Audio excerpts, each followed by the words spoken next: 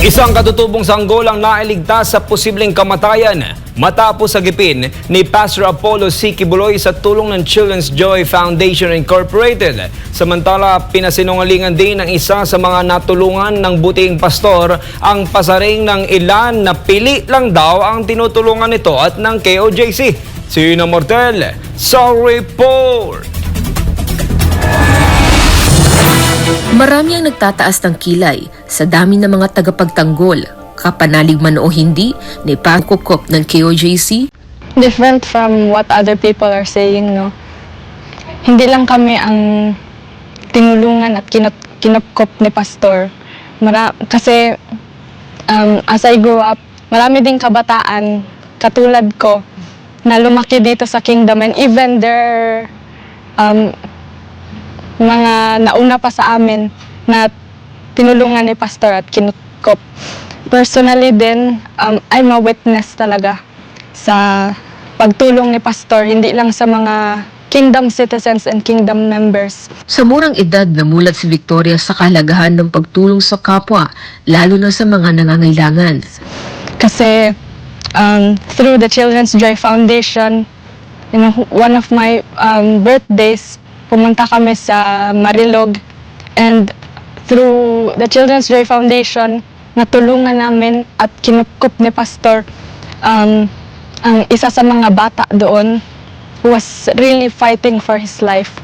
Yun ay si Joseph. Agaw buhay noon dahil sa impeksyon ng tetanus sa pusod, ang sanggol na si Petronio Joseph ang banaw nang humingi ng tulong ang kanyang ama at tiyahin sa mga voluntaryo ng Children's Joy Foundation Incorporated o CJFI na nagsasagawa ng feeding program kasabay ng kaarawan ni Victoria sa liblib na lugar ng Salumay, Marilog, Davao City.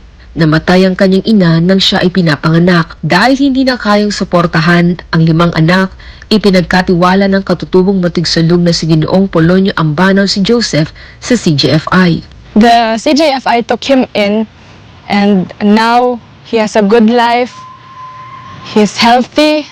He's given education, shelter. He's being fed. Everything that a child needs to have a good life, it's given to him. And not just to him, but to millions of children around the world.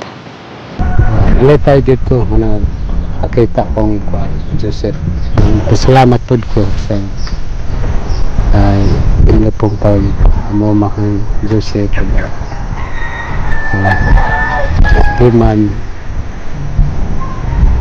hangkin ng eskwela niya siya.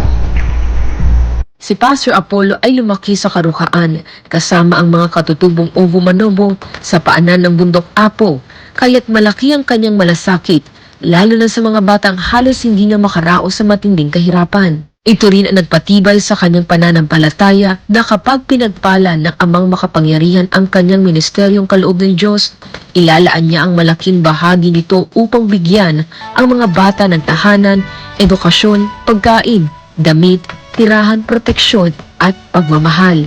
Ang kanyang pagmamahal ay umaabot sa mga batang tulad ni Joseph na maaaring namatay kung walang nagmalasakit, at kina Gloria Fel na maaaring lumaki na puno ng puot at galit at ng pariwara sa buhay dahil sa masalimuot na pagkawalan ng haligi ng kanilang tahanan. Lahat kami dito, pinalaki ni Pastor, puno ng pagmamahal. That is why all of those who accuse him, all of those accusations, those fabricated lies, it hurts us so much. Because we know that that is not true. That is not who Pastor is. Don't worry, Pastor, because everything that you've taught us, everything that you've shown us, everything that you've invested in us, will continue to stand by it. We'll continue to stand by you. Because we know the truth. Sa huli, may mensahe si Gloria Fel sa mga nag-aakusa kay Pastor Apollo C. Kibuloy. Si Pastor ang akong amahan, physical and spiritual. Kinsa si Pastor sa akong kinabuhi, may everything. Mo ni among kinabuhi, si Pastor among kinabuhi. Manawagan lang ko sa tanan, no? Sa tanang nagapangdaot kay Pastor. I-challenge ta mo, kuyugi mi og sulod. sulod sa kingdom, makit-an ug mabati ninyo kung unsa kadako ang gugma sa amahan nganong nagpabilin mi ug magpabilin hantod sa among ikamatay. Tan-awan nyo kaugalingon, napamoy panahon maghinulsol. Para sa Diyos at sa Pilipinas kung mahal, ito si Ina Martel, SMNA News.